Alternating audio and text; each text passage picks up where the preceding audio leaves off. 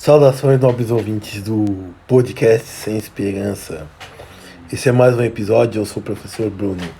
Bom, para começar, a gente pode começar falando dessa organização esquerdista de cunho esquerdista, não podia ser de esquerda, de cunho social-democrata, que é o Fogo de São Paulo.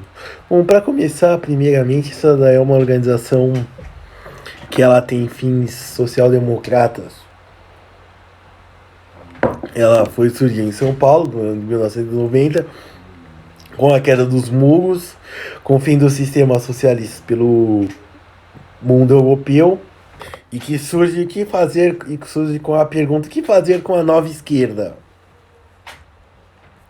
Essa é uma questão muito complexa, mas o Foro de São Paulo, assim como toda organização multinacional e até pluripartidária, porque não são só partidos comunistas ou até mesmo partidos ou exclusivamente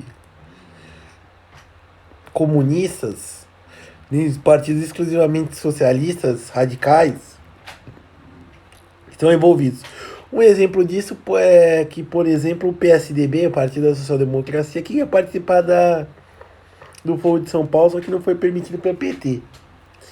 Então, bom, basicamente é um tipo de partido, de organização que tem todo tipo de participante. Então, basicamente, só se dizer sou de esquerda, se você tiver um discurso que marque com todo mundo, você vai ser aceito.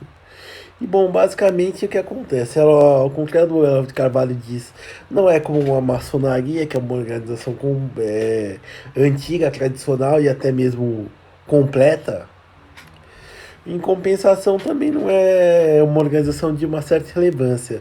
Ela tem uma função legislativa de estabelecer diretrizes, premissas, entre outros parâmetros, mas não é essa questão de definir o apocalipse, quem vai ficar no poder e quem não vai estar, se o Brasil vai fornecer dinheiro, dólares, não é, para os outros países. Isso daí é já a invenção do senhor Olavo de Carvalho. Não que não tenha sido usada com tal fundamento, afinal, nós transferimos Porto em Cuba, doamos caças para Bolívia, de Evo Morales, entre outras coisas. Caças usadas, é claro. Entre outras coisas, mas a gente tem que pensar que ele tem, como é um partido multipartida, como é uma organização, perdão, multipartidária, ela tem muita gente participando, muita gente pensando sobre. Então, bom, basicamente a gente tem muita discussão, tem muitos desacertos, tem muitos caminhos e tem muita gente concordando que na verdade fazendo, sim, vamos lá, mas na verdade vai fazer totalmente diferente. Um exemplo disso, por exemplo, é a Bolívia, que veio o Evo Morales, veio aqui e abraçou o Bolsonaro no dia da posse dele, dizendo que ele era um irmão e por aí vai. Então, assim, ante os maquiavelismos políticos, eu acho que ele não está com a missão de difundir o comunismo no Brasil. E mesmo o comunismo que eles têm de confundir no Brasil, não fazendo eufemismo, mas não é o mesmo que o soviético, de acabar com o capitalismo e por aí vai. Tem mais a ver com uma ideia de uma transformação social mais lenta, mais gradual, onde a gente vai convergir para uma sociedade que seria uma social-democracia. Não dizendo que seja uma coisa boa, eu acredito que o melhor para nós seja uma democracia liberal. Mas basicamente foi São Paulo não é uma organização a ser temida, mesmo assim não é uma organização a ser ignorada. Porque o que acontece, querendo ou não, ele determina certas diretrizes que vão ser seguidas pela esquerda. Não que vão ser seguidas à risca ou que vai ser acatada por todos, mas que vai ser ouvida com atenção, digamos assim. Certo? E, bom, uma coisa que aconteceu essa semana foi que uma menina foi estuprada no Espírito Santo, né, de 10 anos pelo tio, e descobriram que ela estava grávida, né? Bom, eu não vou comentar sobre isso porque teve um monte de gente comentando, mas eu vou comentar uma decisão sobre o secretário Rosieli Soares, que é o secretário de Educação aqui de São Paulo, que decidiu demitir uma professora que, bom, basicamente chamou essa menina, né, de PUTA. Sim, exatamente. Basicamente ela chamou ela de puta e disse que como chama? Ela tava paga, que há 10 anos mais não tem mais tanta inocência e por aí vai. E bom, o nosso querido e amado secretário de Educação, Rocieli Soares, numa decisão acertada, decidiu encerrar o contrato dessa professora. Eu sou a favor disso, né? Porque o que acontece? Achincalhar uma pessoa não é liberdade de expressão. Uma coisa é ser contra o discurso dela, ser contra o que ela fala, o que ela propõe. Só que uma coisa é ofender. Uma ofensa é uma agressão, é algo que a gente não deve admitir. Agressão a gente nunca deve admitir, sejam verbais, físicas ou morais. E bom, então isso daí eu acho que não está guardado pelo Estatuto da Liberdade de Expressão e pela pluralidade de discurso. Então, bom, nós que somos, apesar de pessimistas liberais, devemos garantir que concordar com o secretário, né, a contragosto, afinal ele está sendo aquele que vai condenar os alunos e professores para a morte com a reabertura das escolas. Ele vai ele tomou uma decisão acertada, né? Tirando esse tipo de gente que sinceramente não acrescenta em nada à discussão, ao debate, nada. E bom, para terminar, eu queria dizer que um tema sugerido pela nossa audiência foi autoajuda. E bom, autoajuda só ajuda uma pessoa, que é quem escreveu, que ajuda a reabilitar as contas dessas pessoas. Bom, basicamente você tem situações muito peculiares, muito específicas, ou então o contrário, muito gerais, muito generalistas, né? Que vem de condições muito específicas que você vai tentar para o seu mundo específico, né? Caso você seja um usuário de autoajuda. Que o que acontece? Você é uma pessoa com as suas peculiaridades, com os seus problemas, com o seu modo de agir.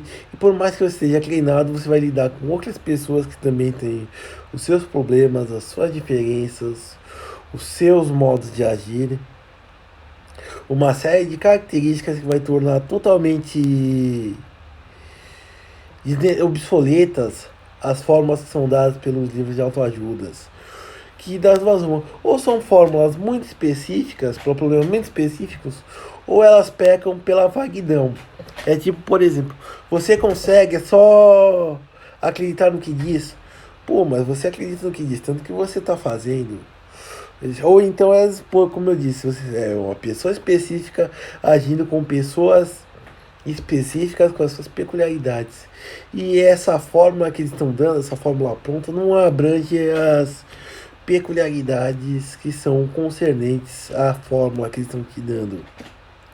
Então, nesse caso, basicamente o que acontece?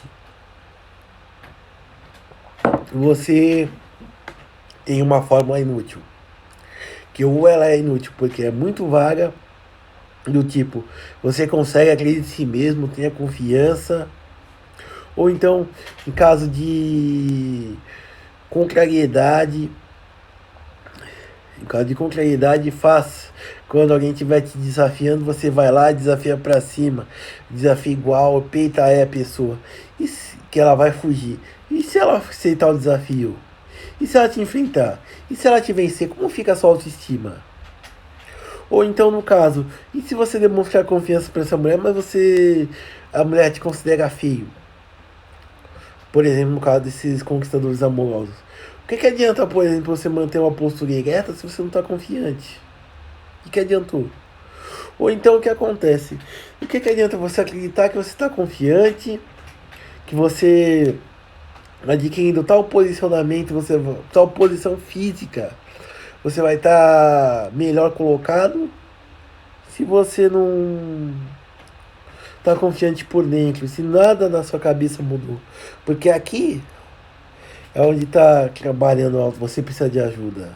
O físico você já tem, as cartas que você tem na mão, que você vai ter que jogar, goste ou não. Caso você tenha condição financeira de mudar, você vai conseguir mudar, eu espero. Mas bom, basicamente é isso. Você não tem como ajudar. Elas são muito específicas. Elas são muito difíceis de você ajudar. E bom, você não tem o que fazer.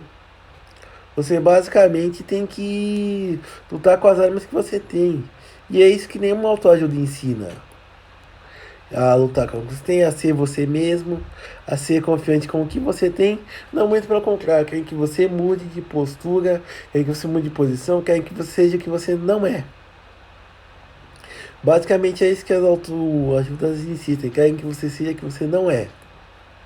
E é isso que dá o problema, porque pode parecer um chavão, pode parecer uma bobeira, mas por mais que você se distancie, você sempre vai estar lá onde você estiver. Entendeu? Então o que acontece? Você não vai conseguir fugir de si mesmo. Então se você não estiver confiante, não adianta você assumir uma postura, não adianta você dizer eu estou confiante na frente do espelho. Não, você tem que estar lá, tem que estar confiante, mesmo que esteja todo encurvado, mesmo que esteja falando coisas impropérios, não importa, você tem que estar confiante com o que você tem, seja lá o que for. Certo? Eu sou o professor Bruno, esse foi o podcast Sem Esperança. Para entrar em contato, seja pelo Twitter, @profbruno, ou então pelos comentários do YouTube. Até mais.